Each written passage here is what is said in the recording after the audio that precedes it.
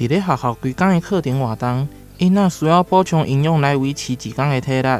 一份学校午餐的背后，拢需要营养师甲总铺师的分工配合，才会当甲餐点送到囡仔的手头。台南市为208年开始就办理学校午餐厨艺比赛，今年搁入去学校翕纪录片，互较侪人知影这个无名英雄的辛苦付出。那今年非常特别哈，我们有3个学校，他们在拍摄我们的学校厨师、营养师以及我们的老师、我们校长、我们同学对于这个厨房在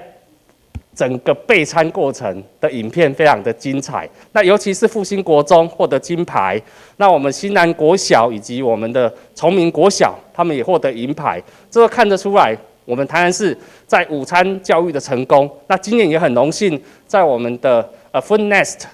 这个食育教育的这一个评比里面，台南市在教育文化的面向荣获全国第1。我们种植了各项的蔬果，收成的时候，我们都会把这些食材入菜，除了让学生了解食物的来源，也让他们知道食物得来不易。台南市乡在地用当柜是安心的学校午餐推动理念。除了帮助囡仔建立正确的观念，同时鼓励营养师甲毒剂师手艺会当进步。看到学生期待每一天的菜单，甲中昼顿食了，是营养师甲总铺师上大的成就之外，家长也会当放心。